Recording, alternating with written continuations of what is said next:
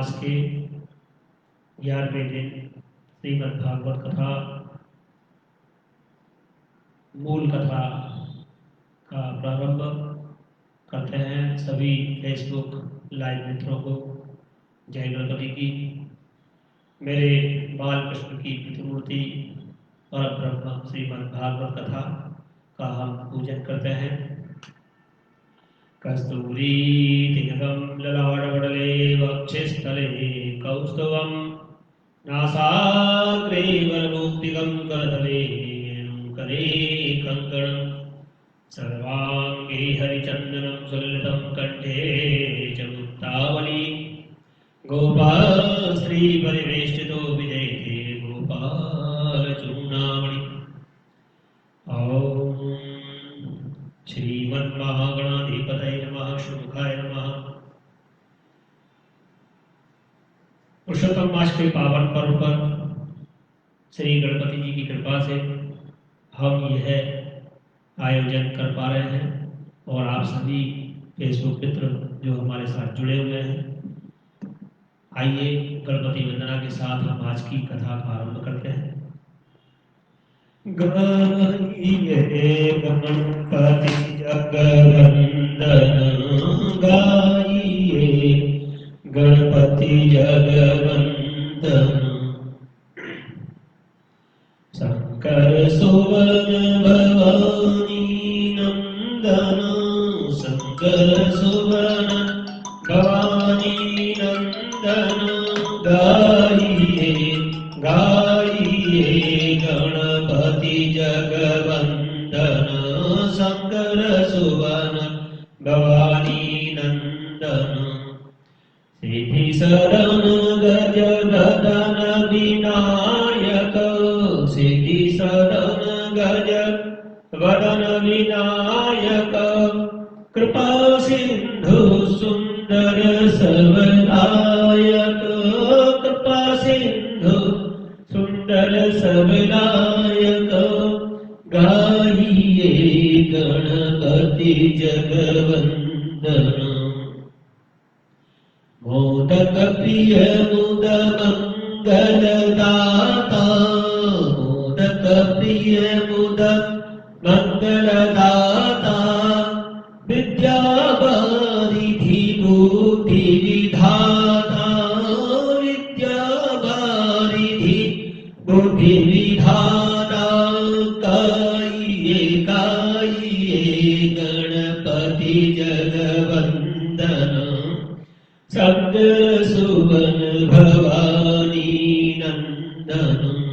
मागत तुलसीदास कर जोरे, मागत तुलसीदास कर जोरे। बसहु राम सिय मानस मोरे, बसहु राम सिय मानस मोरे। गाइए गणपति जगवंदन, शंकर सुवन भवानी नंदन।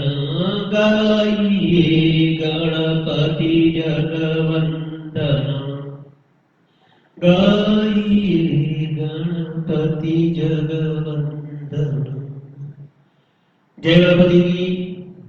माता पिता और गुरुजनों के चरणों में प्रणाम करते हुए गुरु वंदना करते हैं। गुरुर्ब्रह्मा गुरुर्विष्णु गुरुर्देवो महेश्वरः, गुरुः साक्षात् परब्रह्म तस्मै श्री गुरवे नमः। देवताभ्यः पितृभ्यश्च महायोगेभ्यो च नमः। स्वाहायै सुधायै नित्यमेव नमो नमः।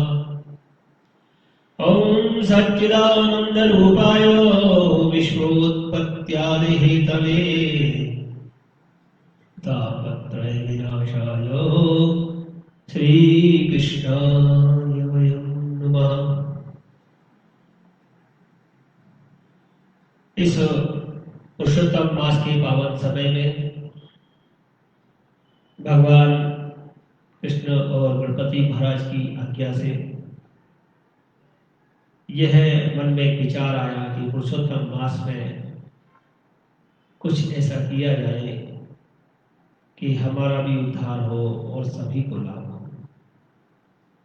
तो स्वांता सुखाय श्रीमद् भागवत महापुराणम का मूल कथा वाचन हमने प्रारंभ किया और आज श्री रणथंभौर गणपति महाराज की कृपा से 10 दिन पूर्ण हो गए। आज 11वां दिन है। श्री महाबली हनुमान जी की कृपा से और मेरे बाल कृष्ण किताबधारी श्री कृष्ण भगवान की कृपा से आप हम प्रतिदिन मिल रहे हैं। कभी कभी व्यवधान आता है, कुछ आगे पीछे भी हो जाते हैं, कुछ समस्याएं तो संसार है, क्योंकि हम इस समय जिस तंत्र से मिल रहे हैं उसमें नेट की भी व्यवस्था है और विद्युत की भी व्यवस्था है और अन्य अन्य तकनीकी व्यवस्थाएं हैं, जिनके कारण कभी कभी हम लोग आगे पीछे हो जाते हैं। मेरे गोविंद सभी पर कृपा करें। जैसा कि हम ब्रह्मा जी ने सृष्टि के वर्णन को सुना भोले प्रभु से, उन्हें नारद जी से कहा और सूत जी ने परीक्षित जी से कहा। कल जो संवाद हुआ उसके बाद उद्धव और विदुर की भेंट हुई। तो आज उद्धव विदुर की भेंट का प्रसंग आगे बढ़ता है। सुखदेव जी, मेरे सुखदेव जी कह रहे हैं, एवमेतत्पुरा पृष्टो मैत्रेयो भगवान् किलो छत्रावनं प्रविष्टेन त्यक्त्वा स्वगृहमध्यमा यद्वारं मन्त्रकृद्धो भगवान् अखिलेश्वरः पौरवेन्द्रगृहं हित्वा प्रविवेशात्मसास्कृतम्।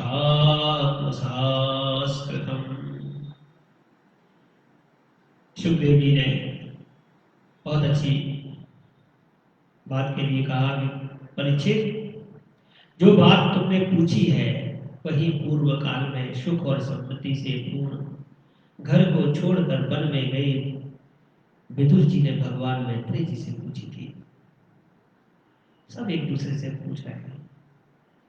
जब सर्वेश्वर भगवान श्री कृष्ण पांडवों के दूत बनकर गए थे, तब दुर्योधन के महलों को छोड़कर उन विदुर जी के घर में उसे अपना ही समझकर बिना बुलाए मेरे गोविंद चले गए थे। राजा परीक्षित ने पूछा, प्रभु यह तो बतलाइए कि भगवान मैत्रेय के साथ विदुर जी का समागम कहाँ और किस प्रकार हुआ।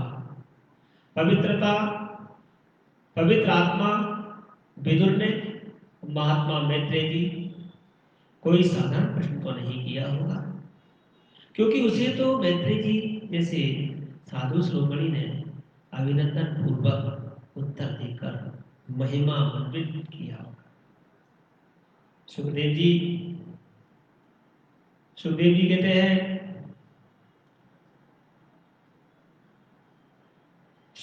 सर्वज्ञ सुखदेव जी ने राजा परीक्षित के इस प्रकार पूछने पर अति प्रसन्न होकर कहा, सुनो। श्री सुखदेव जी कहने लगे, परीक्षित उन दिनों की बात है जब अंधी राजा धृतराष्ट्र ने अन्याय पूर्वक अपने दुष्ट पुत्रों का पालन पोषण करते हुए अपने छोटे भाई पांडु के अनाथ बालकों को लाक्षा भवन में भेजकर आग लगवा दी थी। और जब उनकी पुत्र वधु और महाराजा युधिष्ठिर की पटरानी द्रौपदी के केस दुशासन ने भरी सभा में खींचे, उस समय द्रौपदी की आंखों से आंसुओं की धारा बह चली। उस प्रभा से उसके वक्ष स्थल पर लगा हुआ केसर भी बह चला, किंतु धृतराष्ट्र ने अपने पुत्र को उस कुकर्म से नहीं रोका। दूते तो धर्मेण जितस्य साधो सत्यावलम्बस्य वनागतस्य नयाचतोदात्मये यदायं तमोजुषाणो यदजातशत्रोः यदा च पार्थ प्रहितः सभायां जगद्गुरुर्यादि जगादकृष्णः गतानि पुंसामृतायानि राजोरुमेने क्षत पुण्यलेशो यदोपहूतौ भवनं प्रविष्टौ मंत्राय पृष्टः किल पूर्वजेन अथात मंत्र दृशाम्रियान् यन्मन्त्रिणो वै दुरिकं वदन्ति अजातशत्रोः प्रत्यक्षदायम् इति क्षतो तूर्वितां तवागो। दुर्योधन ने सत्यनारायण और भोले वाले युधिष्ठिर का राज्य जुए में अन्याय से जीत लिया और उन्हें वन से निकाल दिया। किंतु वन से लौटने पर प्रतिज्ञानुसार जब उन्होंने अपना न्यायोचित पैतृक भाग मांगा तब भी मोहवश उन्होंने उन अजात शत्रु युधिष्ठिर को उनका हिस्सा न दिया। श्री कृष्ण गोविंद हरे मुरारे हे नाथ नारायण वासुदेवा। श्री कृष्ण गोविंद हरे मुरारे हे नाथ नारायण वासुदेवा। श्री कृष्ण गोविंद हरे मुरारे हे नाथ नारायण वासुदेवा। श्री कृष्ण गोविंद हरे मुरारे हे नाथ नारायण वासुदेवा। श्री कृष्ण गोविंद हरे मुरारे हे नाथ नारायण वासुदेवा। श्री कृष्ण गोविंद हरे मुरारे हे नाथ नारायण वासुदेवा। महाराज युधिष्ठिर के भेजने पर जब जगत गुरु भगवान कृष्ण ने कौरवों की सभा में हितवर्य सुमधुर वचन कहे तो भीष्म आदि सज्जनों को अमृत से लगने लगे, पर गुरुराज ने उनके कथन को कुछ अनादर करते हुए छोड़ दिया। देते कैसे? उनके तो सारे पुण्य नष्ट हो चुके थे। फिर जब सलाह के लिए विदुर जी को बुलाया गया तब मंत्रियों में श्रेष्ठ विदुर जी ने राज्य भवन में जाकर बड़े भाई धृतराष्ट्र के पूछने पर उन्हें वह सम्मति दी, जिसे नीति शास्त्र के जानने वाले पुरुष विदुर नीति कहते हैं। उन्होंने कहा, महाराज आप अजात शत्रु महात्मा युधिष्ठिर को अपना हिस्सा दे दीजिए। वे आपके न सहने योग्य अपराध वो भी सह रहे हैं। भीम रूप काले नाग तो आपसे भी बहुत डरते हैं। काले नाग से तो आप बहुत डरते हैं, भीम से बहुत डरते हैं। देखिए, वे अपने छोटे भाइयों के सहित बदला लेने के लिए बड़े क्रोध से फुफकारे मार रहा है। आपको पता नहीं भगवान श्री कृष्ण ने पांडवों को अपना लिया है। ये यदुवीरों के आराध्य देव इस समय अपनी राजधानी द्वारकापुरी में विराजमान है और उन्हें पृथ्वी के सभी बड़े बड़े राजाओं को अपने अधीन कर लिया है। और ब्राह्मण देवता भी उनके पक्ष में है, जिसे आप पुत्र मानकर पाल रहे हैं तथा जिसकी हाँ में हाँ मिलाते रहे जा रहे हैं, उस दुर्योधन के रूप में मूर्तिमान दोष ही आपके घर में घुसा बैठा है। यह तो साक्षात भगवान कृष्ण से द्वेष करने वाला है। इसी के कारण आप भगवान श्री कृष्ण से विमुख होकर श्री ही कर रहे हैं। अतः यदि आप अपने कुशल की कुशलता चाहते हैं, अपने कुल की कुशलता चाहते हैं, तो इस दुष्ट को दिखा दीजिए।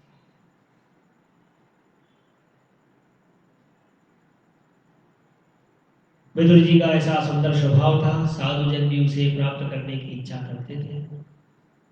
किंतु उनकी यह बात सुनते ही कर्ण, दुशासन और शकुनी सहित दुर्योधन ने होठ अत्यंत क्रोध से लाल हो गए। उसने उनका तिरस्कार करते हुए कहा, अरे इस कुटिल दासी पुत्र को यहाँ किसने बनाया? यह जिनके टुकड़े खा खा कर जीता है, उन्हीं के प्रतिकूल होकर शत्रु का काम बनाना चाहता है। इसके प्राण तो मत लो, परंतु इसे हमारे नगर से तुरंत बाहर निकाल दो। भाई के सामने ही कानों में बाण के समान लगने वाले अत्यंत कठोर वचनों के मर्माहत होकर विदुर जी ने कुछ बुरा न माना और भगवान की माया को प्रबल समझकर अपना धनुष राजद्वार पर रखकर हस्तिनापुर से चले गए। कौरवों को विदुर जैसे महात्मा बड़े पुण्य से प्राप्त हुए थे। वे हस्तिनापुर से चलकर पुण्य करने की इच्छा से भूमंडल में तीर्थपाद भगवान के क्षेत्रों में विचर करने लगे, जहाँ श्री हरि ब्रह्मा रुद्र अनंत आदि अनेकों मूर्तियों के रूप में विराजमान है। जहाँ जहाँ भगवान की प्रतिमाओं से सुशोभित सुंदर तीर्थ नगर, पवित्र वन, पर्वत, निकुंज और निर्मल जल से भरे हुए नदी सरोवर आदि थे, उन सभी स्थानों में वे अकेले ही विचरते रहे। वे अवधूत वेश में स्वच्छंदता पूर्वक पृथ्वी पर विचरण करते रहे, जिससे आत्मीय जन उन्हें पहचान न सके। वे शरीर को सजाते न थे और पवित्र साधारण भोजन करते थे, शुद्ध चित्त से जीवन निर्वाह करते थे, प्रत्येक तीर्थ में स्नान करते और जमीन पर सोते थे। भगवान को प्रसन्न कराने वाले व्रतों का वो पालन करते थे। इस प्रकार भारतवर्ष में विचरण करते करते जब प्रभास क्षेत्र में पहुंचे, तब तक भगवान श्री कृष्ण की सहायता से महाराज युधिष्ठिर पृथ्वी के क्षत्र अखंड राज्य करने लगे थे। वहां उन्होंने अपने कौरव बंधुओं के विनाश का समाचार सुना तो आपसी कलह के कारण लड़ भिड़कर उसी प्रकार वो नष्ट हो गए, जैसी अपनी टगड़ से उत्पन्न हुई आग से बांसों का सारा संसार जलकर खाक हो जाता है। यह सुनकर वे शोक करते हुए चुपचाप सरस्वती के तीर पर आए। वहां उन्होंने 11 तीर्थों का सेवन किया। इनके सिवा पृथ्वी में ब्राह्मण और देवताओं के स्थापित किए हुए जो भगवान विष्णु के और अनेकों मंदिर थे, उनके शिखरों पर भगवान के प्रधान आयु चक्र के चिन्ह थे, जिनके दर्शन मात्र से श्री कृष्ण का स्मरण हो जाता है, उनका भी सेवन किया। वहां से चलकर वे धन धान्य पूर्ण सौराष्ट्र आदि देशों में घूमते हुए यमुना तट पर पहुंचे। उन्होंने परम भागवत उद्धव जी का दर्शन किया। वे भगवान श्री कृष्ण के पश्चात सेवक और अत्यंत शांत स्वभाव थे, पहले बृहस्पति जी के शिष्य रह चुके हैं। उद्धव जी कहने लगे, उद्धव जी, पुराण पुरुष बलराम जी और कृष्ण ने अपने ही नाभि कमल से उत्पन्न हुए ब्रह्मा जी की प्रार्थना से जगत में अवतार लिया है। वे पृथ्वी का भार उतारकर सबको आनंद देते हुए श्री वासुदेव जी के घर कुशल से रह रहे हैं ना। प्रियवर, हम कुरुवंशियों के परम सुहृद और पूज्य वसुदेव जी के पिता समान उदारता पूर्वक अपनी कुंती और बहनों के स्वामियों का संतोष कराते हुए उनकी सभी मनचाही वस्तुएं देते हैं ना, आनंद पूर्वक है ना। अरे उद्धव जी, यादव के सेनापति वीर प्रद्युम्न जी तो प्रसन्न है ना, किंतु कमल नयन श्री कृष्ण भगवान, जिन्हें फिर से राज सिंहासन पर बैठाया गया, सौम्य अपने पिता के श्री कृष्ण के समान समस्त रथियों में गृह्य श्री कृष्ण तरह साम्य जी कुशल तो है ना।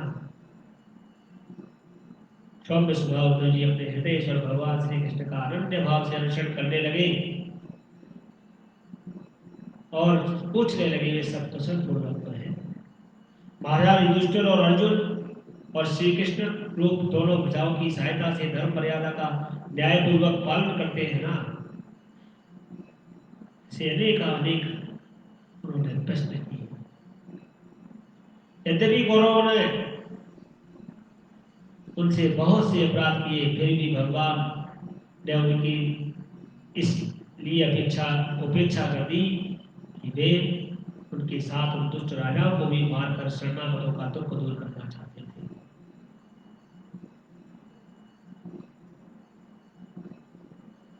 श्री कृष्ण गोविंद हरे मुरारे, हे नाथ नारायण वासुदेवा। श्री कृष्ण गोविंद हरे मुरारे, हे नाथ नारायण वासुदेवा। श्री कृष्ण गोविंद हरे मुरारे, हे नाथ नारायण वासुदेवा। कृष्ण गोविंद हरे मुरारे, हे नाथ नारायण वासुदेवा श्री कृष्ण गोविंद हरे मुरारे। हे नाथ नारायण वासुदेवा कृष्ण गोविंद हरे मुरारे। हे नाथ नारायण वासुदेवा। उद्धव जी द्वारा भगवान की बाल लीलाओं का वर्णन किस प्रकार से किया गया है। सुखदेव जी कहते हैं, जब विदुर जी ने परम भक्त उद्धव से इस प्रकार उनके प्रियतम श्री कृष्ण से संबंध रखने वाली बातें पूछी, तब उन्हें अपने स्वामी का स्मरण आ गया। वे हृदय भर आने के कारण कुछ भी उत्तर न दे सके। जब वे 5 वर्ष के थे, तब बालकों की तरह खेल में ही श्री कृष्ण की मूर्ति बनाकर उनकी सेवा पूजा में ऐसे तन्मय हो जाते थे कि कलवे के लिए माता के बुलाने पर भी उसे छोड़कर नहीं जाना चाहते थे। अब तो दीर्घ काल से उन्हीं की सेवा में रहते रहते ये बूढ़े हो चले थे। अतः विदुर जी के पूछने से उन्हें अपने प्यारे प्रभु के चरण कमलों का स्मरण हो आया। उनका चित्त ब्रह से व्याकुल हो गया। फिर वे कैसे उत्तर देते। उद्धव जी श्री कृष्ण के चरणारविंद मकर सुधा से सरोवर हो गए और 2 घड़ी तक कुछ नहीं बोल सके। तीव्र भक्ति योग में डूबकर भी आनंद मग्न हो गए। उनके सारे शरीर में रोमांच तथा मुदे हुए नेत्रों में प्रेम की आंसुओं की धारा बहने लगी।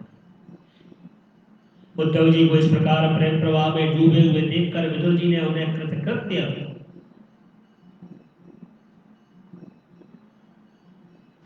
और कुछ समय बाद जब उद्धव भगवान के प्रेम धाम से उतरकर पुनः धीरे धीरे संसार में आए, तब अपने नेत्रों को पोंछकर भगवान की लीलाओं का स्मरण हो आने से विस्मित हो विदुर जी से कुछ इस प्रकार कहने लगे। उद्धव जी बोले, विदुर जी, श्री कृष्ण रूप सूर्य के छिप जाने से हमारे घरों को काल रूप अजगर ने खा लिया है। वे श्रीहीन हो गए हैं। अब उन्हें क्या सुना। ओहो, यह मनुष्य लोग बड़ा ही अभागा है। इसमें भी यादव तो नितांत ही भाग्यहीन है, जिन्होंने निरंतर श्री कृष्ण के साथ रहते हुए भी उन्हें नहीं पहचाना। इस तरह अमृतमय चंद्रमा के समुद्र में रहते समय मछलियां उन्हें नहीं पहचान सकी थी। यादव लोग मन के भाव को टालने लगे। बड़े समझदार और भगवान के साथ एक ही स्थान में रहकर क्रीड़ा करने वाले थे, तो भी उन सबने समस्त विश्व के आश्रय सर्वंतर्यामी श्री कृष्ण को एक श्रेष्ठ यादव ही समझा। उद्धव जी कहते हैं, किंतु भगवान की माया से मोहित यादवों और इनसे व्यर्थ का बैर ठानने वाले शिशुपाल आदि ने भी अवहेलना और निंदा सूचक वाक्यों से भगवत प्राण महानुभावों की बुद्धि भ्रम में नहीं पड़ती थी। जिन्होंने कभी तप नहीं किया, उन लोगों को भी इतने दिनों तक दर्शन देकर अब उनकी दर्शन लालसा को तृप्त किए बिना ही भगवान श्री कृष्ण अपने त्रिभुवन मोहन श्री विग्रह को छिपाकर अंतर ध्यान हो गए हैं। और इसी प्रकार उन्होंने मानो सभी के नेत्र छीन लिए। भगवान ने अपनी योग माया का प्रभाव दिखाने के लिए मानव लीलाओं के योग में जो दिव्य विग्रह प्रकट किया था, वह इतना सुंदर था कि उसे देखकर सारा जगत ही मोहित हो जाता है। और तो और वे स्वयं भी विस्मित हो जाते हैं। सौभाग्य और सुंदरता की पराकाष्ठा थी उस रूप में, उससे आभूषण भी विभूषित हो जाते थे। धर्मराज युधिष्ठिर के राजसूय यज्ञ में जब भगवान ने उस नैना विराम रूप पर लोगों की दृष्टि पड़ी थी, तब त्रिलोकी ने यह माना था कि मानव सृष्टि की रचना में विधाता की जितनी चतुराई है सब इसी रूप में है। उनके प्रेम पूर्ण हास्य विनोद लीला में चितवन से सम्मानित होने पर ब्रजबालाओं की आंखें उन्हीं की ओर लगी रहती थी। उनका चित्त भी ऐसा तल्लीन हो जाता था कि वे घर के काम धाम को छोड़कर, अधूरा ही छोड़कर जड़ पुतलियों की तरह खड़ी रह जाती थी। इस चराचर जगत और प्रकृति के स्वामी भगवान ने जब अपने शांत महात्मा को अपने ही घोर रूप असुरों से सताए जाते देखा, तब वे करुणा भाव से द्रवित हो गए और अजन्मा होने पर भी अपने अंश बलराम जी के साथ काष्ठ में अग्नि के समान प्रकट हो गए। अजन्मा होकर भी वसुदेव जी के यहाँ जन्म लेने की लीला करना, सबको अभय देने वाले होने पर भी मानो कंस के भय से वज्र में जाकर छिपा रहना। मेरे कृष्ण कन्हैया ब्रज में छिप गए और अनंत पराक्रमी होने पर भी काल यमन के सामने मथुरापुरी को छोड़कर भाग जाना, भगवान की ये लीला याद आकर मुझे बेचैन कर लाती है। विदुर जी, उद्धव जी कहते हैं, उन्होंने जो देव की वसुदेव की चरण वंदना करके कहा था, पिताजी माताजी कंस का बड़ा भय और रहने के कारण मुझसे आपकी कोई सेवा नहीं बन सकी। सोचिए, जो सबको जगत को भय देता है वो ऐसा कहता है, आप मेरे इस अपराध पर ध्यान न देकर मुझ पर प्रसन्न हो जाइए। माताजी पिताजी, श्री कृष्ण की ये बातें जब याद आती है तब आज ही मेरा चित्त अत्यंत विस्तृत हो जाता है। जिन्होंने काल रूप अपने भ्रुकुटी विलास से ही पृथ्वी को सारा भार उतार दिया था, उन श्री कृष्ण के पाद पद्म पराग का सेवन करने वाला ऐसा कौन सा पुरुष होगा जो उन्हें भूल सकता होगा। आप लोगों ने राजसूय यज्ञ में प्रत्यक्ष ही देखा था कि श्री कृष्ण से द्वेष करने वाले शिशुपाल को वह सिद्धि मिल गई जिसके लिए बड़े बड़े योगी भली भांति योग साधना करके स्पृहा करते रहते हैं। उनका ग्रह कौन सह सकता है। शिशुपाल के ही समान महाभारत युद्ध में जिन दूसरे योद्धाओं ने अपने आंखों से भगवान श्री कृष्ण के नैनाभिराम मुख कमल का मकरंद पान करते हुए अर्जुन के बाणों से बिंदकार प्राण त्याग दिया था, वे पवित्र होकर सबके सब भगवान के परम ध्यान को प्राप्त हो गए। हे बुद्ध जी, मैं क्या कहूँ, स्वयं भगवान श्री कृष्ण तीनों लोकों के अधीश्वर हैं, उनके समान कोई भी नहीं है, उनसे बढ़कर कौन हो सकता है। वे अपने स्वतः सिद्ध ऐश्वर्य से ही सर्वदा पूर्ण काम है। इंद्रादि असंख्य लोकपाल गण नाना प्रकार की भेंटें ला लाकर अपने अपने मुकुटों के अग्रभाग से उनके चरण रखने की चौकी को प्रणाम करते हैं। विदुर जी, वे ही भगवान श्री कृष्ण राज सिंहासन पर बैठे हुए उग्रसेन के सामने खड़े होकर निवेदन करते हैं, देव हमारी प्रार्थना सुनिए। उनके सेवा भाव की याद आते ही हम जैसे सेवकों का चित्त अत्यंत व्यथित हो जाता है। पापनी पूतना ने अपने स्तनों से हलाहल विष लगाकर श्री कृष्ण को मार डालने की नियति से उनको दूध पिलाया था, और उसको भी भगवान ने वह परम गति दी जो धाय को मिलना चाहिए। उन भगवान श्री कृष्ण के अतिरिक्त और कौन दयालु है जिनकी शरण ग्रहण करें। मैं असुरों को भी भगवान का भक्त समझता हूं, क्योंकि वैर भाव जनित क्रोध के कारण उनका चित्त सदा कृष्ण में ही लगा रहता है। भाव कुभाव कैसे भी जो ध्यान करता है श्री कृष्ण उसको पार कर देते हैं, और उन्हें रणभूमि में सुदर्शन चक्रधारी भगवान को कंधे पर चढ़ाकर झपटते हुए गरुड़ जी के दर्शन हुआ करते थे। ब्रह्मा जी की प्रार्थना से पृथ्वी का भार उतारकर उसे सुखी करने के लिए कंस के कारागार में वसुदेव देवकी के यहाँ भगवान ने अवतार लिया था, और उस समय कंस के डर से पिता वसुदेव जी ने उन्हें नंद बाबा के ब्रज में पहुंचा दिया था। वहां से बलराम जी के साथ 11 वर्ष तक इस प्रकार छिपकर रहे कि उनका प्रभाव ब्रज के बाहर किसी और जगह पर प्रकट नहीं हुआ। यमुना के उपवन में जिसके हरे भरे वृक्षों पर कलरव करते हुए पक्षियों के झुंड रहते हैं, भगवान श्री कृष्ण ने बछड़ों को चराते हुए ग्वाल वालों की मंडली के साथ विहार किया। वे ब्रजवासियों की दृष्टि आकृष्ट करने के लिए अनेकों बाल लीलाएं उन्हें दिखाते रहे।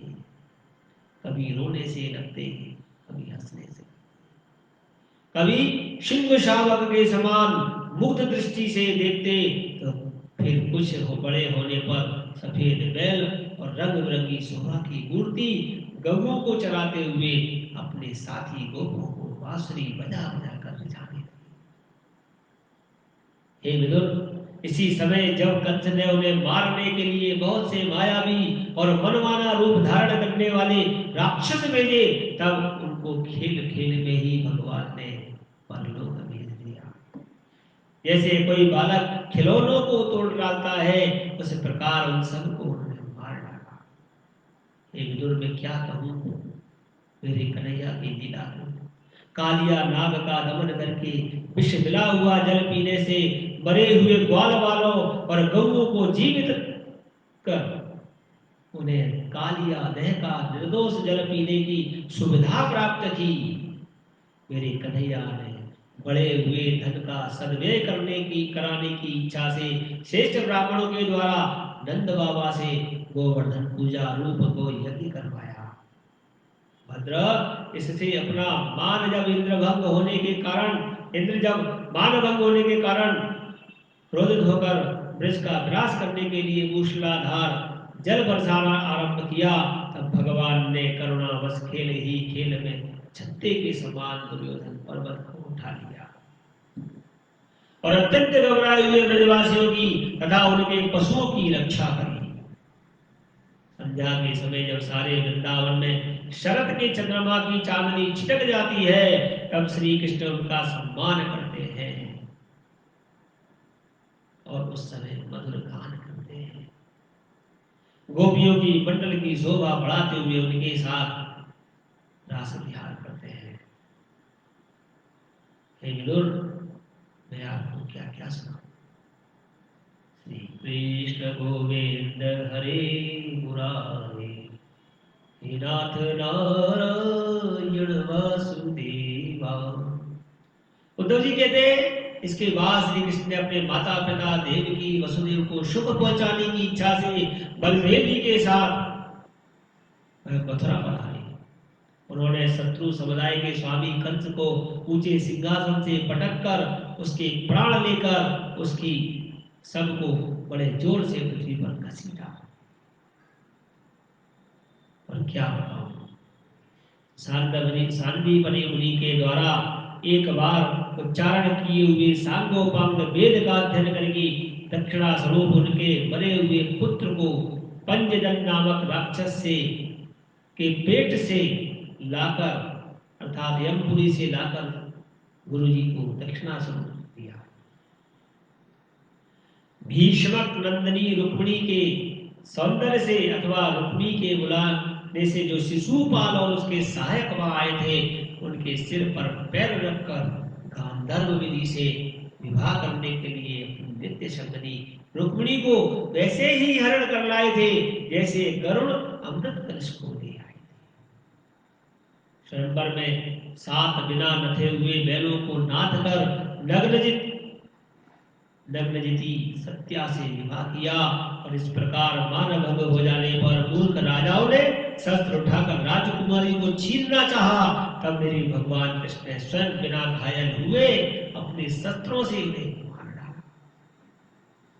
हे विदुर, मैं क्या कहूं, भगवान विषयी पुरुषों की लीला करते हुए अपनी प्राण प्रिया सत्यभामा को प्रसन्न करने की इच्छा से उनके लिए स्वर्ग से कल्प वृक्ष उखाड़ लाए और उस समय इंद्र ने क्रोध से अंधे होकर अपने सैनिकों सहित उन पर आक्रमण कर दिया,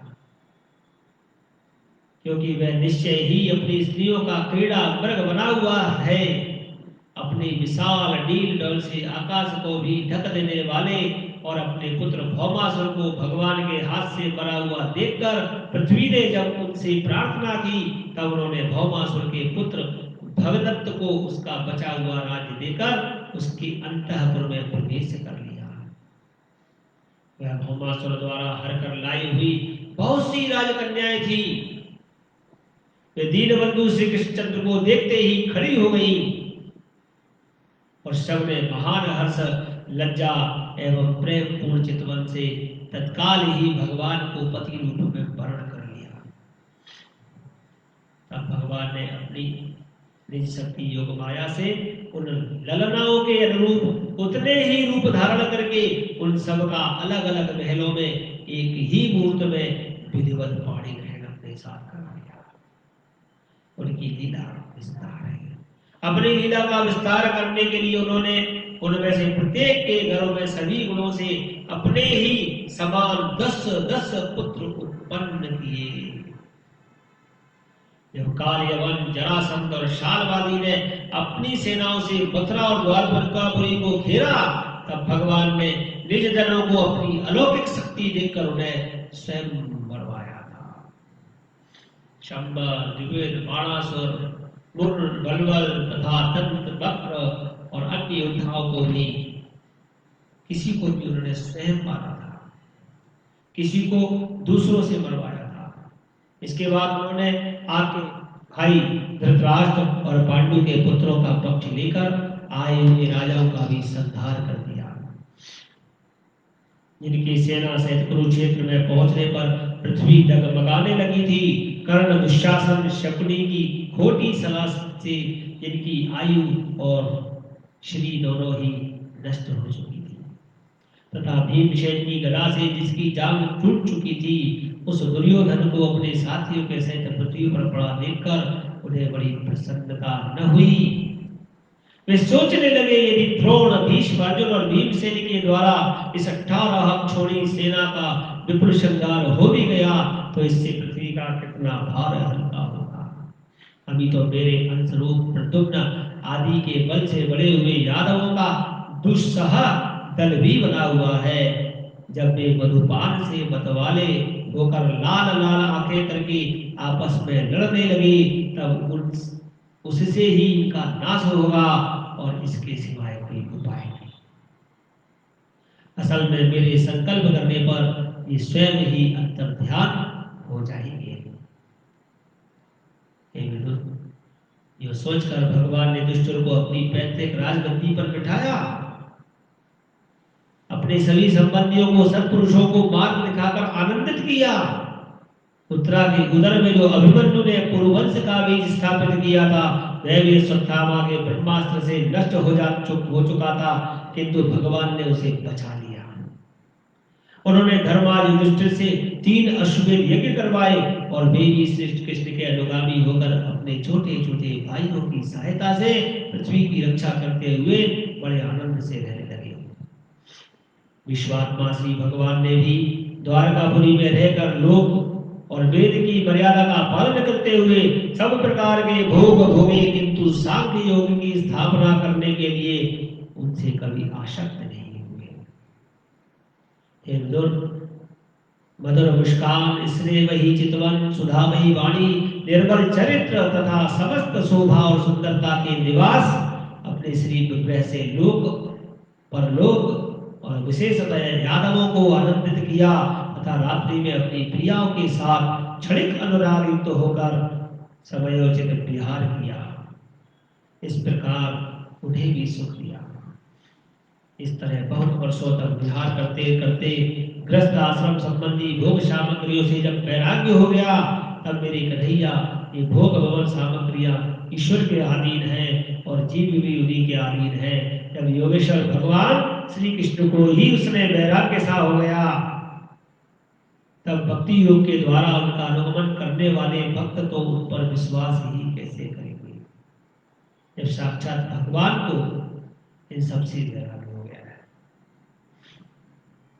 एक बार द्वारकापुरी खेलते हुए यदुवंशी और भोजवंशी बालकों ने खेल खेल में कुछ मुनीश्वरों को चिढ़ा दिया तब यादव कुल का नाश ही भगवान को अभिष्ट है, यह समझकर उन ऋषियों ने बालकों को शाप दे दिया। इसके कुछ ही महीने बाद भाभी वश कृष्णी भोज और अन्य कवंशी यादव बड़े हर्ष से रथों पर चढ़कर प्रवास क्षेत्र को गए। वहां स्नान करके उन्होंने उस तीर्थ के जल से पितर देवता और ऋषियों का तर्पण किया तथा ब्राह्मणों की को श्रेष्ठ गाय दी। उन्होंने सोना चांदी सैया वस्त्र मृग चर्म कंबल पालकी रथ हाथी कन्याएं ऐसी भूमि जिससे जीवित का चल सके, नाना प्रकार के रस सरस अन्न भी दान किए, ब्राह्मणों को दान दिया। इस पश्चात गो और ब्राह्मणों के लिए ही प्राण धारण करने वाले उन वीरों से पृथ्वी पर सिर टेककर प्रणाम किया। श्री कृष्ण गोविंद हरे मुरारे, हे नाथ नारायण वासुदेवा।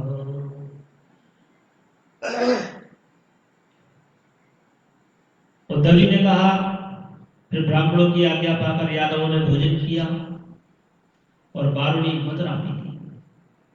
उससे उनका ज्ञान नष्ट हो गया।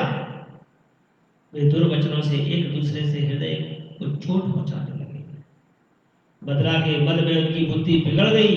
जैसे आपस की रगड़ से बांस में आग लग जाती है, उसी प्रकार सूर्यास्त होते होते उनमें मार काट होने लगी। भगवान अपनी माया की इस विचित्र गति को देखकर सरस्वती के जल से आचमन करके एक वृक्ष के नीचे बैठ गए। इससे पहले ही शरणागतों का दुख दूर करने वाले भगवान श्री कृष्ण ने अपने कुल का संहार करने की इच्छा होने पर मुझसे कह दिया था। उद्धव जी कहते हैं कि उन्होंने मुझसे कहा कि तुम बद्री का आश्रम चले जाओ।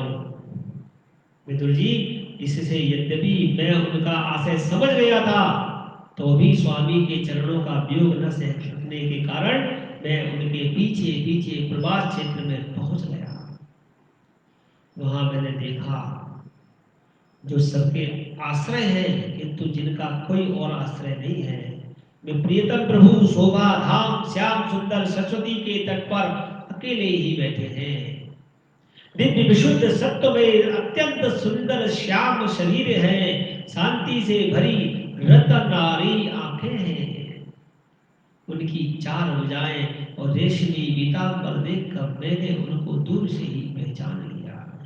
वे एक पीपल के छोटे से वृक्ष का सहारा लिए बाईं जांघ पर दाया चरण कमल रखकर बैठे हैं और भोजन पान का त्याग कर देने पर भी वे आनंदित और प्रफुल्लित हैं। न भोजन करते हैं न जल लेते हैं, लेकिन फिर भी आनंदित हैं, प्रफुल्लित हैं। इसी समय व्यास जी के प्रिय मित्र परम भागवत सिद्ध मैत्रेय लोगों से स्वच्छंद विचरते हुए वहां आए। मैत्रेय मुनि भगवान के अनुरागी भक्त हैं। आनंद और भक्ति भाव से उनकी गर्दन झुक रही है। उनके सामने ही श्री हरि ने प्रेम और मुस्कान चितवन से मुझे आनंदित करते हुए कहा। श्री भगवान कहने लगे, मैं तुम्हारी आंतरिक अभिलाषा जानता हूँ, इसलिए मैं तुम्हें साधन देता हूँ जो दूसरों के लिए अत्यंत दुर्लभ है। उद्धव, तुम पूर्व जन्म में पशु थे। विश्व की रचना करने वाले प्रजापतियों और पशुओं के यज्ञ में मुझे पाठ की इच्छा से ही तुमने मेरी आराधना की थी। साधु स्वभाव उद्धव, संसार में तुम्हारा यह अंतिम जन्म है, क्योंकि इससे तुमने मेरा अनुग्रह प्राप्त कर लिया है। अब मैं मृत्यु लोक को छोड़कर अपने धाम में जाना चाहता हूँ। इस समय यहाँ एकांत में तुमने अपनी अनंत भक्ति के कारण ही मेरा दर्शन पाया है, यह बड़े सौभाग्य की बात है। पूर्व काल के आरंभ में मैंने अपने नाभि कमल पर बैठे हुए ब्रह्मा जी को अपनी महिमा के प्रकट करने वाले जिस श्रेष्ठ ज्ञान का संदेश दिया था, जिसे विवेकी लोग भागवत कहते हैं, वही मैं तुम्हें देता हूँ। श्री कृष्ण गोविंद हरि मुरारे, हे नाथ नारायण वासुदेवा। कृष्ण गोविंद हरि मुरारे, हे नाथ नारायण वासुदेवा। विदुर जी, मुझ पर तो प्रति क्षण उन परम पुरुष की कृपा वर्षा करती थी और उस समय उनके इस प्रकार आदर पूर्वक कहने से स्नेहवश मुझे रोमांच हो आया, मेरी वाणी गदगद हो गई, नेत्रों से आंसुओं की धारा बहने लगी। उस समय मैंने हाथ जोड़कर उनसे कहा, स्वामिन, आपके चरण कमलों की सेवा करने वाले पुरुषों को इस संसार में अर्थ, धर्म, काम, मोक्ष इन चारों में से कोई भी पदार्थ दुर्लभ नहीं है, तथापि मुझे उनमें से किसी की इच्छा नहीं है। उद्धव जी कहते हैं, मैं तो केवल आपके चरण कमलों की सेवा के लिए ही लालायित रहता हूं। प्रभु, आप निष्पर्श होकर भी कर्म करते हैं, अजन्मा होकर भी जन्म लेते हैं, काल रूप होकर भी शत्रु के डर से भागते हैं और द्वारका के किले में जाकर छिपे रहते हैं, तथा स्वम आत्मा राम होकर भी 16,000 स्त्रियों के साथ रमण करते हैं। इन विचित्र चरित्रों को देखकर विद्वानों की बुद्धि भी भ्रम में पड़ जाती है। देव, आपका स्वरूप ज्ञान सर्वदा अबाध और अखंड है, फिर भी आप सलाह लेने के लिए मुझे बुलाकर जो बोले मनुष्यों की तरह बड़े सावधानी से मेरी सम्मति से पूछा करते हैं। प्रभु, आपकी यह लीला मेरे मन को मोहित सा कर देती है। स्वामिन, अपने स्वरूप का गुण रहस्य प्रकट करने वाला जो श्रेष्ठ एवं समग्र ज्ञान आपने ब्रह्मा जी को बतलाया था, वह यदि मेरे समझने योग्य हो तो मुझे भी बताइए, जिससे मैं भी संसार दुख को सुगमता से पार करने के लिए मैं उपाय संसार को बताऊंगा।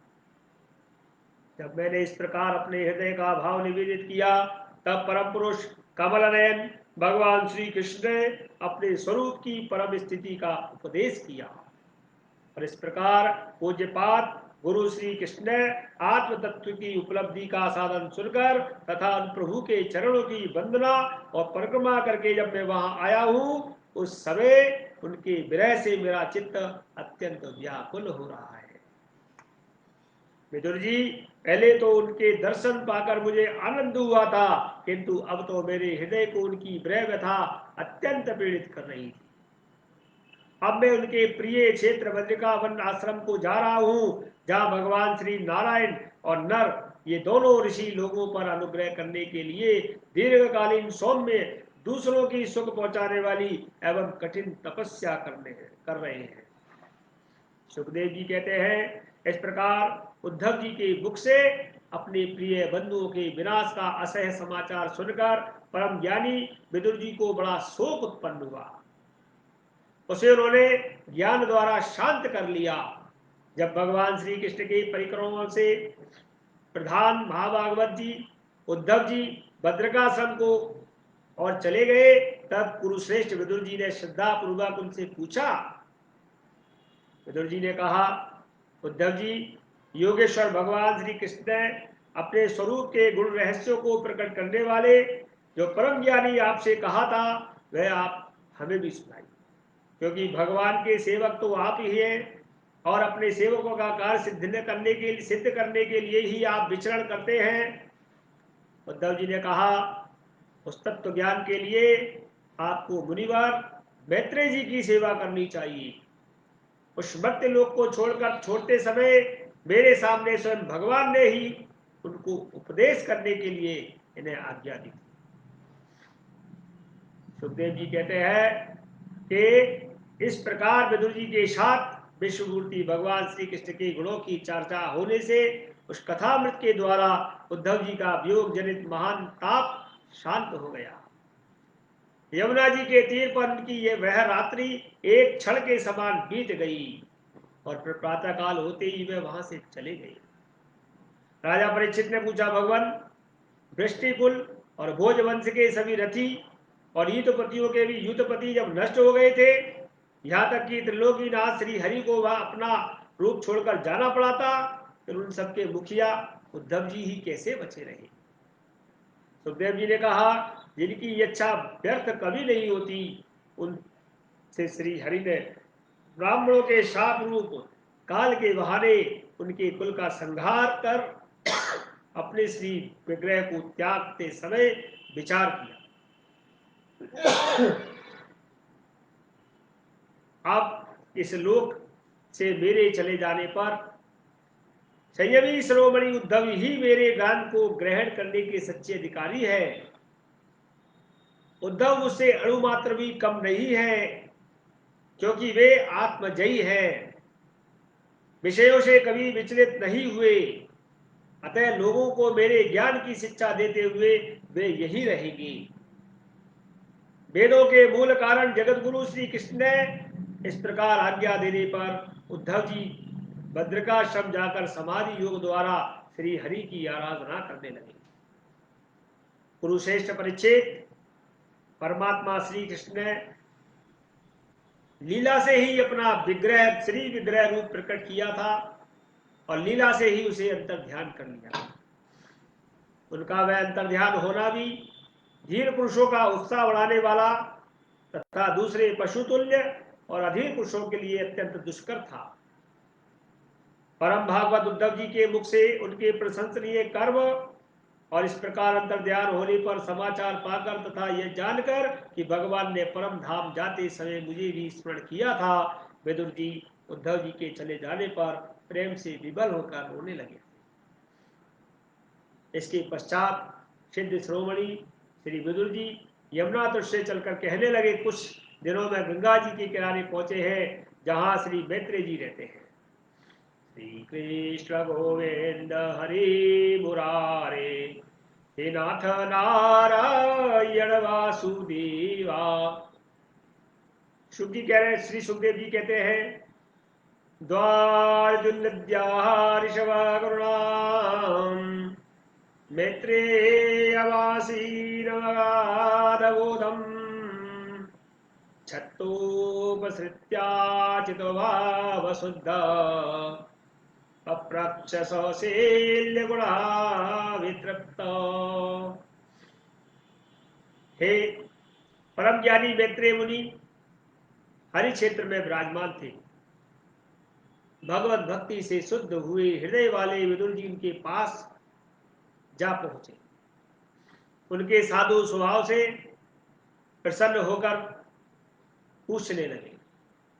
विदुर जी ने कहा, भगवान, संसार में सब लोग सुख के लिए कर्म करते हैं, परंतु उनसे न तो उन्हें सुख ही मिलता है और न उनका दुख ही दूर होता है, बल्कि उससे भी उनके दुख की वृद्धि होती है। अतः इस विषय में क्या करना चाहिए, यह आप मुझसे कृपा करके कहिए। जो लोग दुर्भाग्यवश भगवान श्री कृष्ण से विमुख, अधर्म परायण और अत्यंत दुखी है, उन पर कृपा करने के लिए ही आप जैसे भाग्यशाली भगवत भक्त संसार में विचरा करते हैं। विदुर जी कहते हैं, साधु शिरोमणे, आप मुझे उस शांति प्रद साधन का उपदेश दीजिए जिसके अनुसार आराधना करने से भगवान अपने भक्तों की भक्तिपूत हृदय में आकर विराजमान हो जाते हैं और अपने स्वरूप का अपरोक्ष अनुभव कराने वाला सनातन ज्ञान प्रदान करते हैं। वे त्रिलोकी के नियंता और परम स्वतंत्र श्री हरि अवतार लेकर जो जो लीलाएं करते हैं, जिस प्रकार अकर्ता होकर भी उन्होंने कल्प के आरंभ में इस सृष्टि की रचना की, जिस प्रकार इसे स्थापित कर वे जगत के जीवों की जीविका का विधान करते हैं और फिर जिस प्रकार इसे अपने ही हृदयाकाश में लीन कर वृत्ति शून्य होकर योग माया का आश्रय लेकर शयन करते हैं और जिस प्रकार वे योगेश्वरों के ईश्वर प्रभु एक होने पर भी इस ब्रह्मांड में अंतर्यामी रूप से अनुप्रविष्ट होकर अनेकों रूपों में प्रकट होते हैं, वह सब रहस्य आप मुझे बताइए मैत्रेय जी महाराज। ब्राह्मण गौ और देवताओं के कल्याण के लिए जो अनेकों अवतार धारण करके लीला से ही नाना प्रकार के द्रव्य कर्म करते हैं, वे भी आप मुझे सुनाइए। यशस्वियों के मुकुटमणि श्री हरि के लीलामृत पान करते करते हमारा मन तृप्त नहीं होता। मैत्रेय जी, हमें यह भी सुनाइए कि उन समस्त लोकपतियों के स्वामी श्री हरि ने इन लोगों लोकपालों और लोकालोक पर्वत से बाहर के भागों को, जिनमें ये सब प्रकार के प्राणियों के अधिकार अनुसार भिन्न भिन्न भेद प्रतीत हो रहे हैं, किन तत्वों से रचा है। द्विजवर उन विश्वकर्ता स्वयंभू श्री नारायण ने अपनी प्रजा के स्वभाव, कर्म, रूप और नामों के भेद की किस प्रकार रचना की है। भगवान, मैंने जैसे श्री व्यास जी के मुख से ऊंच नीच वर्णों के धर्म तो कई बार सुने हैं, किंतु अब श्री कृष्ण कथामृत के प्रभाव को छोड़कर अन्य स्वल्प सुखदायक धर्मों से मेरा चित्त ऊब गया है। प्रभु, उन तीर्थपाद श्री हरि के गुणानुवाद से तृप्त होकर हो भी कौन सकता है। उनका तो नारद आदि महात्मा भी जैसे नारद जैसे साधु के समाज में कीर्तन करते रहते हैं, तथा जब ये मनुष्यों के कर्ण रंध्रों में प्रवेश करते हैं तब उनकी संसार चक्र में डालने वाली घर गृहस्थी की आसक्ति को वे काट डालते हैं। भगवान, आपके सखा मुनिवर कृष्ण द्वयापन ने भी भगवान के गुणों का वर्णन करने की इच्छा से ही महाभारत रचा था। उसमें भी विषया सुखों को उल्लेख करते हुए मनुष्यों की बुद्धि को भगवान की कथाओं की ओर लगाने का ही प्रयत्न किया गया है। यह भगवत भक्ति की रुचि श्रद्धालु पुरुष के हृदय में जब बढ़ने लगती है तब उन विषयों से उसे व्यक्त कर देते हैं। वे भगवत चरणों के निरंतर चिंतन से आनंद मग्न हो जाता है और पुरुष के सभी दुखों का तत्काल अंत हो जाता है। मुझे तो उन सोचनीयों के भी सोचनीय अज्ञानी पुरुषों के लिए निरंतर खेद रहता है जो अपने पिछले पापों के कारण श्री हरि की कथाओं से विमुक्त रहते हैं। हाय काल भगवान, उनके अमूल्य जीवन को काट रहे हैं और वे वाणी, देह और मन से व्यर्थ वाद विवाद, व्यर्थ चेष्टा, व्यर्थ चिंतन में लगे हुए हैं। मैत्रेय जी, आप दिनों पर कृपा करने वाले हैं, अतः भौरा जैसे फूलों से रस निकाल लेता है, उसी प्रकार लौकिक कथाओं से उनकी सारभूत परम कल्याणकारी पवित्र कीर्ति श्री हरि की कथाएं छांटकर हमारे कल्याण के लिए उन्हें हमें सुनाई। सुखदेव जी कहते हैं, शैवं भगवान पृष्ठो छत्वा कौशार मुनि पुंसां निःसृषार्थिनो तमाह बहुमान्ययन्। उन सर्वेश्वर ने संसार की उत्पत्ति, स्थिति और संसार का संहार करने के लिए अपनी माया शक्ति को स्वीकार कर रामकृष्ण आदि अवतारों के द्वारा जो अनेकों लीलाएं की हैं, मैत्रेय जी वह सब आप हमें सुनाने का कृपा करें। सुखदेव जी कहते हैं, जब विदुर जी ने जीवों के कल्याण के लिए इस प्रकार प्रश्न किया तो मुनिश्रेष्ठ भगवान मैत्रेय जी ने उनकी बहुत बड़ाई की, बहुत प्रशंसा की। अब मैत्रेय जी ने उनकी प्रशंसा कैसे की? मैत्रेय जी कहते हैं, साधु स्वभाव विदुर जी, आपने सब जीवों पर अत्यंत अनुग्रह करके यह बड़ी अच्छी बात पूछी है। आपका चित्त तो सर्वदा श्री भगवान में ही लगा रहता है, तथापि संसार में भी आपका बहुत श्रेयस फैलेगा। आप श्री व्यास जी के औरस पुत्र हैं, इसलिए आपके लिए यह कोई बड़ी बात नहीं है कि आप अनन्य भाव से सर्वेश्वर हरि के ही आश्रित हो गए हैं। आप प्रजा को दंड देने वाले भगवान यम ही तो है। मांडव ऋषि का शाप होने के कारण ही आपने श्री व्यास जी के वीर से उनके भाई विचित्र वीर की भोग पत्नी दासी के द्वारा गर्भ से जन्म लिया। आप सर्वदा ही भगवान और उनके भक्तों को अत्यंत प्रिय हैं, इसलिए भगवान निज धाम पधारते समय मुझे आपको ज्ञानोपदेश करने के द्वारा छोड़ गए हैं। इसलिए अब मैं जगत की उत्पत्ति स्थिति और लय के लिए योग माया के द्वारा विस्तरित हुई श्री भगवान की विभिन्न लीलाओं का क्रमशः वर्णन करता हूं। मैत्रेय जी कहते हैं, सृष्टि रचना के पूर्व समस्त आत्माओं के आत्मा एक पूर्ण परमात्मा ही थे। न दृष्टा था न दृश्य था।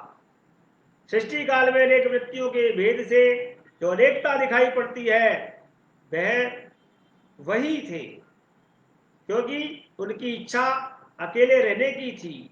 वे ही दृष्टा होकर देखने लगे, परंतु उन्हें दृश्य दिखाई नहीं पड़ा, क्योंकि उस समय वे ही अद्वितीय रूप से प्रकाशित हो रहे थे। ऐसी अवस्था में वे अपने को असत के समान समझने लगे। वस्तुतः वे असत नहीं थे, क्योंकि उनकी शक्तियां ही सोई हुई थी।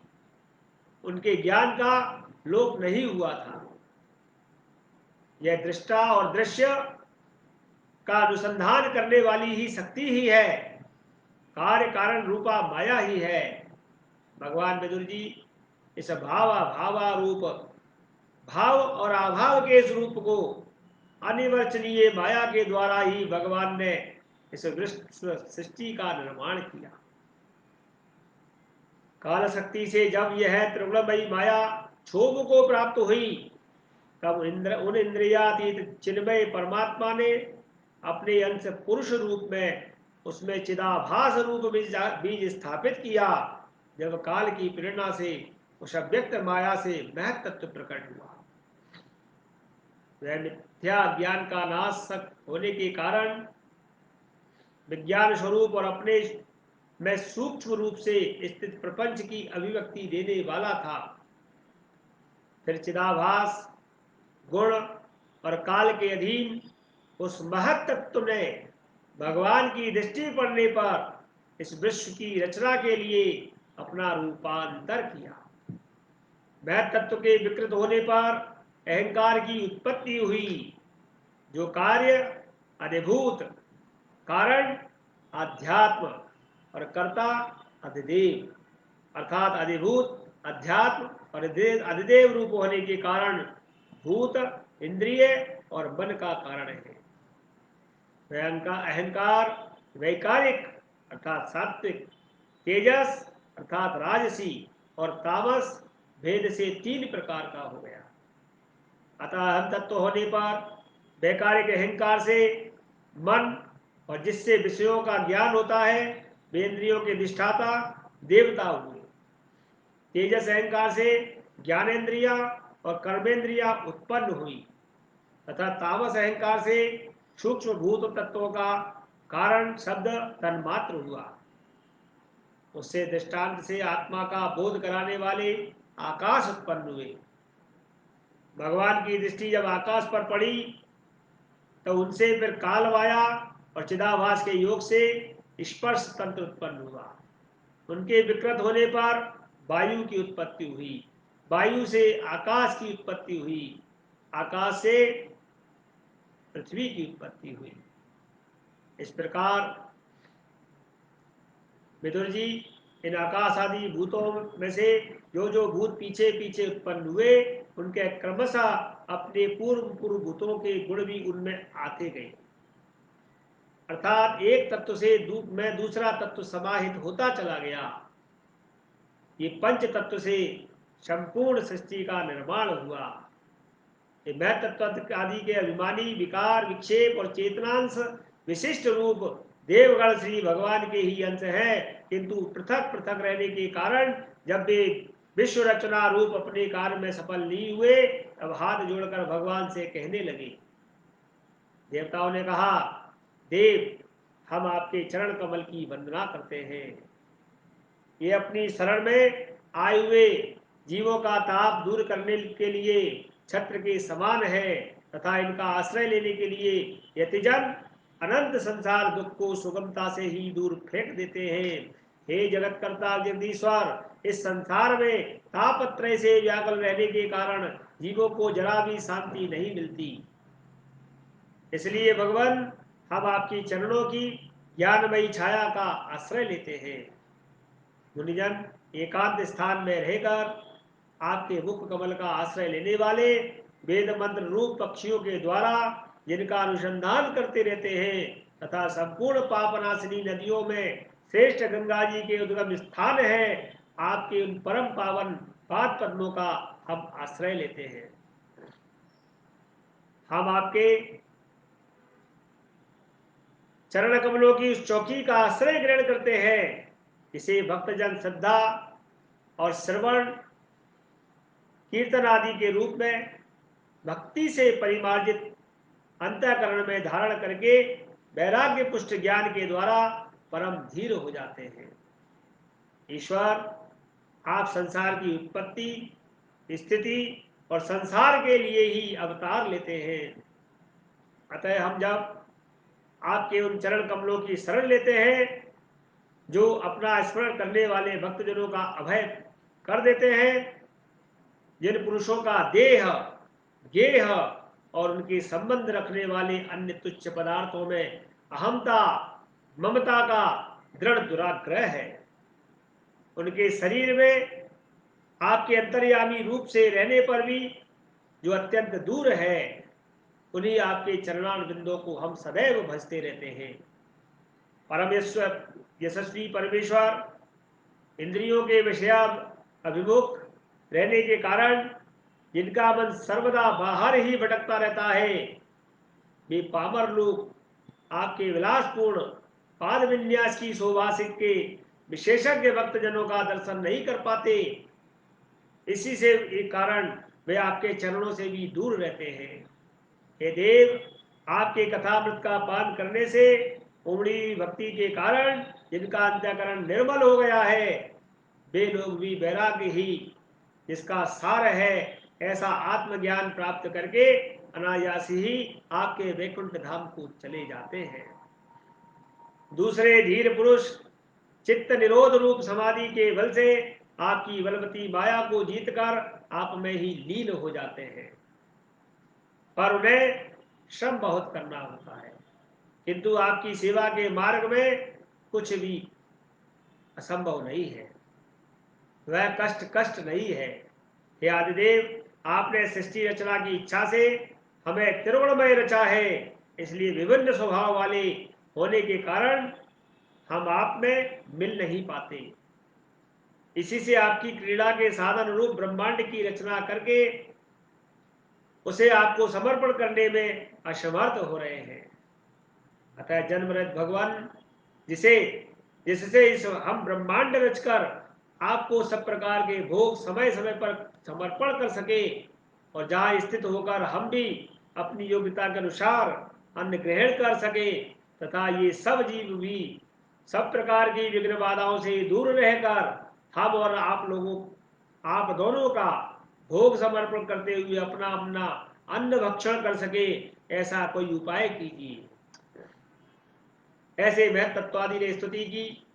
आप निर्विकार पुराण पुरुष ही अन्य कार्य वेग के सहित हम देवताओं के आदि कारण हैं। हे देव, पहले आप अजन्मा ही सत्व आदि गुण और जन्मादि कर्मों के कारण रूप माया शक्ति से चिदाभास रूप स्थापित हुए थे। परमात्मा देव महत्त्वादि रूप हम देवगण जिस कार्य के लिए उत्पन्न हुए हैं उसके संबंध में हम क्या करें। हे देव, हम पर आप ही अनुग्रह करने वाले हैं, इसलिए ब्रह्मांड रचना के लिए आप हमें क्रिया शक्ति के सहित अपनी ज्ञान शक्ति भी प्रदान कीजिए। श्री कृष्ण गोविंद हरे मुरारे, हे नाथ नारायण वासुदेवा। मैत्रेय ऋषि ने कहा, सर्वशक्तिमान भगवान ने जब देखा कि आपस में संगठित न होने के कारण ये मेरे महत्त्व आदि शक्तियां विश्व रचना के कार्य में असमर्थ हो रही है, तब वे काल शक्ति को स्वीकार करके एक साथ ही महत्त्व, अहंकार, पंचभूत, पंच तन्मात्रा और मन सहित 11 इंद्रिया, इन 23 तत्वों के समुदाय में स्वयं प्रकट हो गई, प्रविष्ट हो गई और उनमें प्रविष्ट होकर उन्होंने जीवों के सोए हुए अदृष्ट को जागृत किया और परस्पर विलग हुए। उस तत्व समूह को अपनी क्रिया शक्ति के द्वारा आपस में मिला दिया। इस प्रकार जब भगवान ने अदृष्ट को कार्योन्मुख किया, तब उस 23 तत्वों के समूह से भगवान की प्रेरणा से अपने अंशों द्वारा अधिपुरुष विराट पुरुष को उत्पन्न कर दिया। अर्थात जब भगवान ने अंश रूप से उसमें उस शरीर में प्रवेश किया, तब वह विश्व रचना करने वाले महत तत्वादि का समुदाय एक दूसरे से मिलकर परिणाम को प्राप्त हुआ। यह तत्वों का परिणाम ही विराट पुरुष है, जिससे चराचर जगत विद्यमान हुआ है। जल के भीतर भी अंडरूप आश्रय स्थान था, उसमें वह हिरण्यमय विराट पुरुष संपूर्ण जीवों को साथ लेकर 1000 दिव्य वर्ष तक वहां पर रहा। वह विश्व रचना करने वाले तत्वों का गर्व तथा ज्ञान क्रिया आत्मशक्ति से संपन्न था। इन शक्तियों से उसने स्वयं अपने क्रमशः 1 हृदय रूप, 10 प्राण रूप और 3 आदिदैविक आदि भौतिक आध्यात्मिक विभाग कर दिए। यह विराट पुरुष ही प्रथम जीव होने के कारण समस्त जीवों का आत्मा, जीव रूप होने के कारण परमात्मा का अंश और प्रथम अव्यक्ति होने के कारण भगवान का आदि अवतार हुआ। यह संपूर्ण भूत समुदाय इसी में प्रकाशित होता है। यह अध्यात्म, अधिभूत और अधिदेव से 3 प्रकार का, प्राण रूप से 10 प्रकार का और हृदय रूप से 1 प्रकार का है। फिर विश्व की रचना करने वाले वह तत्वादि के अधिपति श्री भगवान ने उनकी प्रार्थना को स्मरण करके उनकी वृत्तियों को जगाने के लिए अपने चेतन रूप तेजस से उस विराट पुरुष को प्रकाशित किया, उसे जगाया। और उसके जागृत होते ही देवताओं के लिए कितने स्थान प्रकट हुए। मैत्रेय जी कहते हैं, अब मैं यह बतलाता हूं, सुनो। विराट पुरुष के पहले मुख प्रकट हुआ और उसमें लोकपाल, अग्नि, अंश और बाघेंद्रियों के समेत प्रविष्ट हो गई, जिससे वह जीव बोलता है। फिर विराट पुरुष के तालु उत्पन्न हुए, उसमें लोकपाल, वरुण देव, अंश रसेंद्रियों के सहित स्थित हो गई, जिससे जीव रस ग्रहण करता है।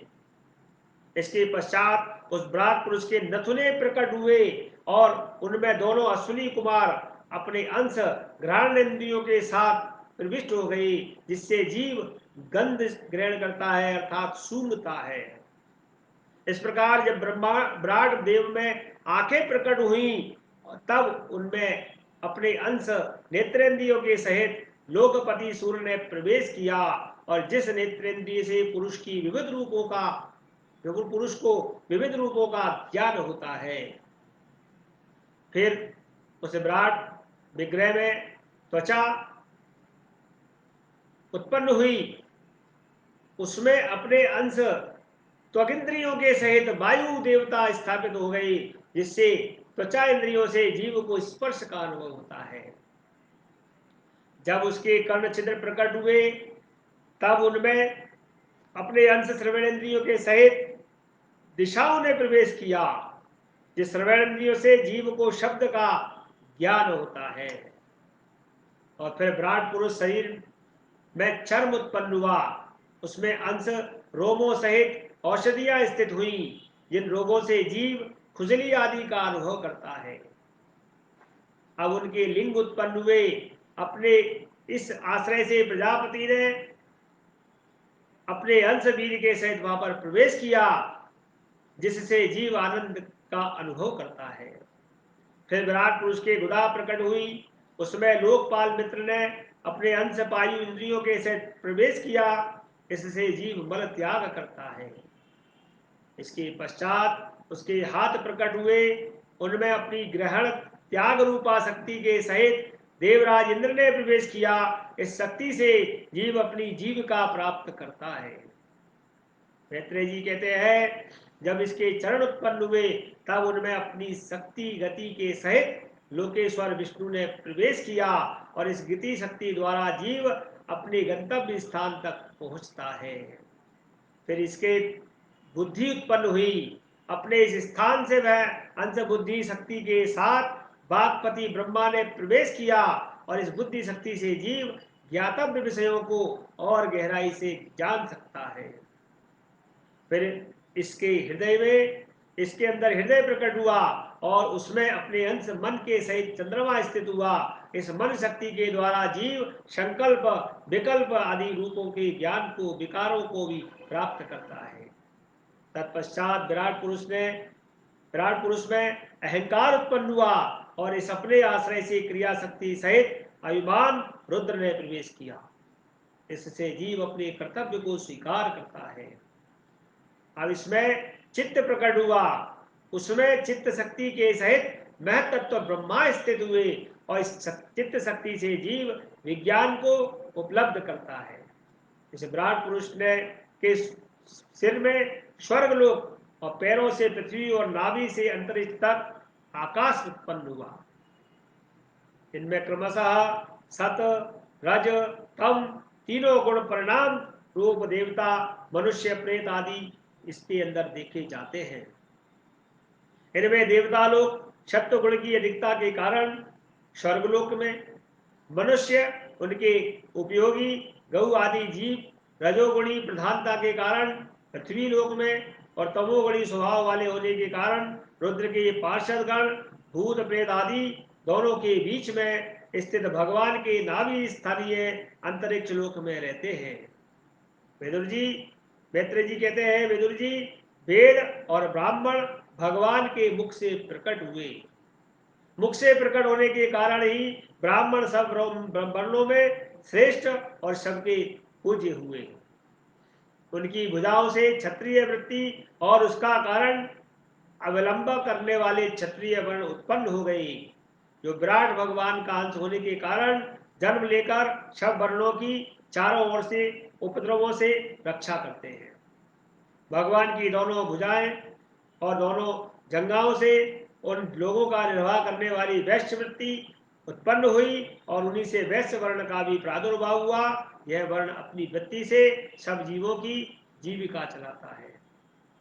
फिर सब धर्मों की सिद्धि के लिए भगवान के चरणों से सेवा वृत्ति प्रकट हुई। उन्हीं से पहल उस वृत्ति का अधिकारी शूद्र वर्ण प्रकट हुआ, जिसकी वृत्ति से ही श्री हरि प्रसन्न हो जाते हैं। ये चारों वर्ण अपनी अपनी वृत्तियों के सहित जिनमें उत्पन्न हुए उन अपने गुरु श्री हरि का अपने अपने धर्मों से चित्त शुद्धि के लिए श्रद्धा पूर्वक भजन करते हैं। विदुर जी, यह विराट पुरुष काल कर्म और स्वभाव से युक्त भगवान की योग माया के प्रभाव को प्रकट करने वाला है और इसके स्वरूप का पूरा पूरा वर्णन करने का कौन साहस कर सकता है। तथापि प्यारे विदुर जी, अन्य व्यवहारिक चर्चाओं से अपवित्र हुई अपनी वाणी को पवित्र करने के लिए जैसी मेरी बुद्धि है और जैसा मैंने गुरुमुख से सुना है, वैसा ही श्री हरि का स्वयं वर्णन आपसे करता हूँ। मैत्रेय जी कहते हैं, महापुरुषों का मत है कि पुण्य श्लोक श्रोमणि श्री हरि के गुणों का गान करना ही मनुष्यों की वाणी का तथा विद्वानों के मुख से भगवत कथामृत का पान करना ही उनके कानों का सबसे बड़ा लाभ है। बस हम ही नहीं, आदि कवि ब्रह्मा जी 1000 दिव्य वर्षों तक अपनी योग परिपक्व बुद्धि से विचार किया करते थे, तो भी क्या ये भगवान की अमित महिमा का पार नहीं पा सके। अतः भगवान की माया बड़े बड़े मायावियों को भी मोहित करने वाली होती है। उसकी चक्कर में डालने वाली चाल अनंत है। अतः स्वयं भगवान भी उसकी था नहीं लगा सकते, फिर दूसरों की तो बात ही क्या है। जब ना पहुंचकर मन की सेध वाणी भी लौट आती है तथा जिनका पार पाने में अहंकार के अभिमानी रुद्र तथा अन्य इंद्रियाधिष्ठाता देवता भी समर्थ नहीं है, उन श्री भगवान को हम नमस्कार करते हैं। श्री कृष्ण गोविंद हरे मुरारी, हे नाथ नारायण वासुदेवा। श्री कृष्ण गोविंद हरे मुरारी, हे नाथ नारायण वासुदेवा। जय गणपति जी। आज 11वें दिवस की एकादश दिवस की कथा को हम यहाँ विश्रांति देते हैं। मेरे सभी फेसबुक लाइव मित्रों को मेरे जय गणपति श्री गणपति महाराज की कृपा से तथा महाबली हनुमान जी की कृपा से और मेरे बाल कृष्ण भगवान पीताम्बरधारी श्री कृष्ण की कृपा से आनंद हो। आप सभी लोग इस आनंदमय कथामृत का पान इसी प्रकार करते रहें। मेरे प्रभु मुझे ये शक्ति देते रहें और आप सबको भी मेरे से जोड़े रखें। हम आप सब जब तक ही जुड़े हैं जब तक कन्हैया की इच्छा है। तो मेरे कन्हैया सदैव हम सब पर कृपा बनाए रखें। आज की इस कथा को या विश्रांति देते हैं। अगली कथा के लिए कल इसी समय मिलेंगे 7 बजे। जय गणपति की। श्री कृष्ण गोविंद हरे मुरारे।